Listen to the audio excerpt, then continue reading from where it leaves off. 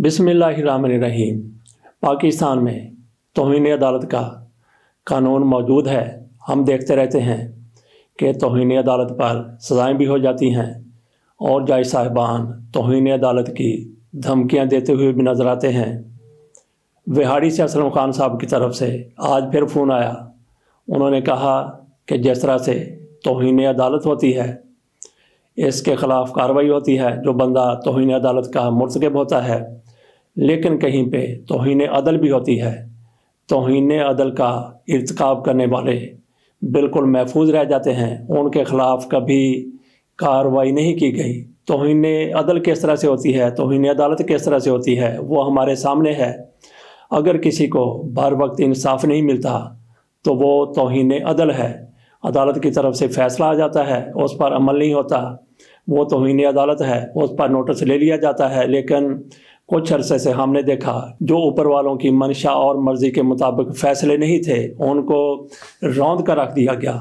बहरहाल काजी फ़ैसल साहब की तरफ से तौहीन अदालत की कार्रवाइयाँ कम की जाती हैं, धमकियाँ ज़्यादा दी जाती हैं उनकी तरफ से। जिस तरह से रात को आधी रात को इलेक्शन के शेड्यूल का ऐलान करवाया गया, उन्होंने फ़ैसला दिया। इस मौके पर वो बहुत ज़्यादा बरहम नज़र आए। इस वकील को भी तौहीन अदालत की धमकी और एक जज को भी कंडक्ट की खिलाफ वर्जी की धमकी, तौहीन की धमकी कि किस तरह से बाकर नजफ़ी ने ये फ़ैसला दे दिया। आरओज़ और डीआरओज़ को किस तरह से उन्होंने कह दिया कि ये इलेक्शन की ड्यूटी नहीं करेंगे, जब सुप्रीम कोर्ट का फ़ैसला आ चुका था। और उमैर नियाज़ी वो किस तरह से अदालत में चला गया, वो सिस्टम को डीरेल करना चाहते हैं, जमहूरियत के ख़िलाफ़ ये सारा कुछ करना चाहते हैं। उन्होंने जज साहब को भी खरी खरी सुना दी, उन्होंने उमैर नियाज़ी को भी सुना दी कि ये लोग गए हैं सिर्फ सिस्टम को डीरेल करने के लिए। एक बंदा गया है अदालत में, उसने जाके दरख्वास्त की है। क्या दरख्वास्त किया कि आरओज़ और डीआरओज़ इनका तल्लुक ब्यूरोक्रेसी से है, ये नहीं होने चाहिए। अदालत में मामला गया, बाकर नजफ़ी साहब ने उसको तस्लीम कर लिया, उसको दुरुस्त मान लिया, तो उस पर उन्होंने फ़ैसला दे दिया कि ये आरओज़ नहीं हो सकते, ब्यूरोक्रेसी से आरओ ना लिए जाएं। तो इस पर मामला आगे बढ़ा। क्या होना था, आप अदलिया से आरओज़ ले लें, काजी फ़ैसल साहब के अंडर है सारी अदलिया, मातहत है, वहाँ से आप आरओज़ ले लें। काजी फ़ैसल साहब कहाँ चढ़े कहाँ उतरे, पहाड़ पर चढ़ गए। शदीद गुस्से में नज़र आए, इश्तियाल में नज़र आए। जज साहब को भी सुना दी और उसके साथ साथ उमैर नियाज़ी को तौहीन अदालत का नोटिस बाकायदा जारी कर दिया।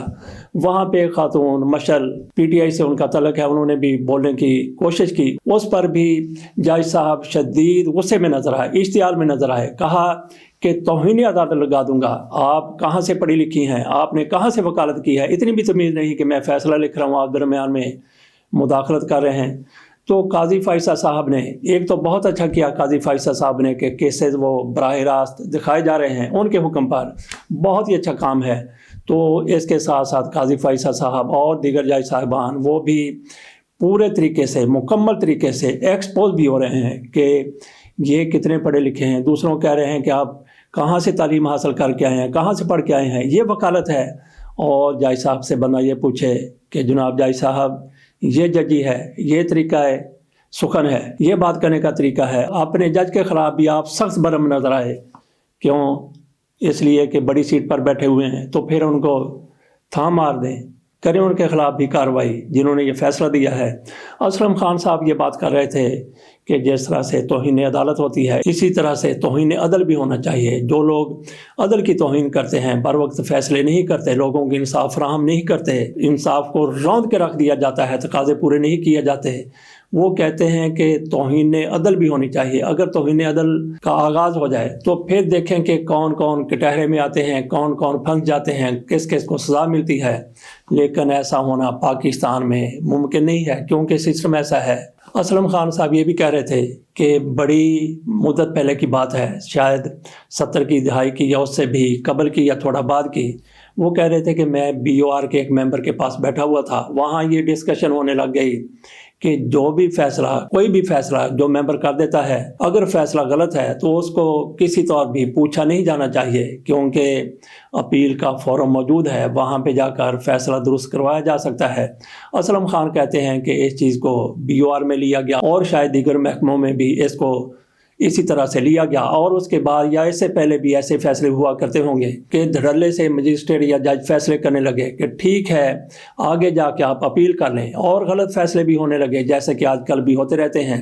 تو ہائی کورٹ تک بھی یہی سمجھا جاتا ہے کہ ٹھیک ہے ہم نے فیصلہ کر دیا، اگر اس میں کوئی غلطی رہ گئی ہے تو پھر آگے چلا جائے، تو اس میں کچھ نہ کچھ تو ایکشن ہونا چاہیے۔ یہی تو بات کر رہے ہیں اسلم خان کہ توہین عدل بھی ہونی چاہیے۔ توہین عدل ہوگی تو پھر انہوں نے یہ بات بھی کی کہ آج کل یہ صورتحال ہے کہ ایک شریعت کورٹ بھی پاکستان میں موجود ہے۔